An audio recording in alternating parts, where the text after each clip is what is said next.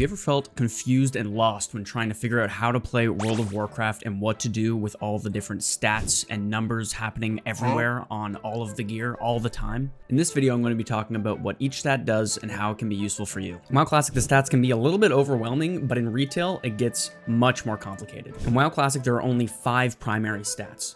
Those stats are Spirit, Stamina, Intellect, Agility, and Strength. Each of these stats will affect your character in one way or another, but depending on the class that you're playing, it could have a greater or a lesser effect on your character. There are 2 ways that you can obtain these stat points. First way is through buffs or potions.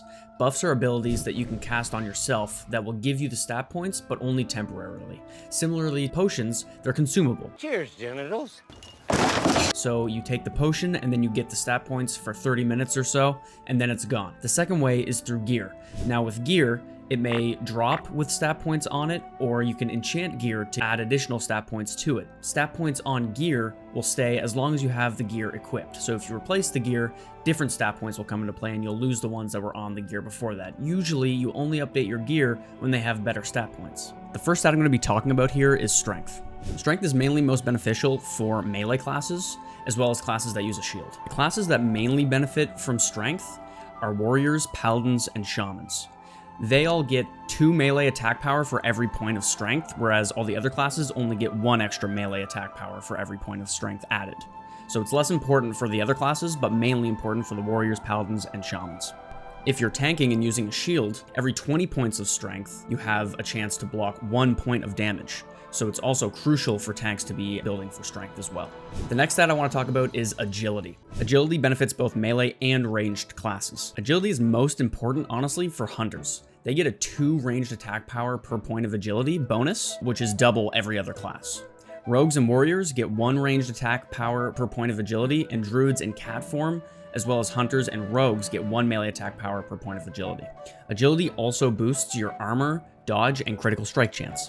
The next stat I want to talk about is Intellect. The classes that benefit most from Intellect are mages, priests, warlocks, shamans, and druids. For each point of intellect, you get 15 mana and a different spell critical strike chance based on your class. Intellect is a top priority for mages, priests, and warlocks who need mana for casting spells, as well as to land critical hits with their spells. The next stat to talk about is Stamina. Stamina increases your health, and it's especially important for tanking classes, as it makes you tougher in combat. For each point of Stamina, you get 10 extra health, and Taurens, as a passive for their race, get 10.5 extra health per point. For hunters and warlocks, it also adds to the total health of your pets and minions. The next stat is Spirit. Spirit mainly affects health and mana regeneration while out of combat. Spirit is not quite as straightforward as it sounds. For the mana regeneration, it will only start regenerating mana out of combat if you haven't cast a spell that uses mana for 5 seconds. This is referred to as the 5-second rule. The mana regeneration after that 5-second mark will happen every 2 seconds. So every 2 seconds, you will regain a little bit more mana depending on your class and your stats. Now that we know all the primary stats, let's quickly go over which classes benefit the most from each one. As a druid, if you're running the balance and restoration spec, you're going to want intellect. But if you're running the feral spec, you're going to want strength and agility. Hunters, across the board, you just want agility. Mages only want intellect for that mana regeneration. For paladins, if you're running the holy spec, you're going to want intellect, and for the protection and retribution, you're going to want strength. Similarly to mages, priests also only want intellect. Rogues will benefit both from agility and strength, so those are both top priority for them. For shamans, if you're running the elemental and restoration spec, you're going to want to run with intellect as your top priority.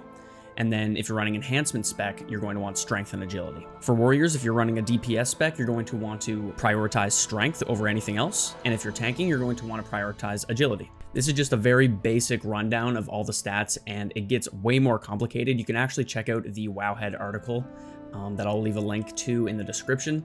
It goes way further in depth.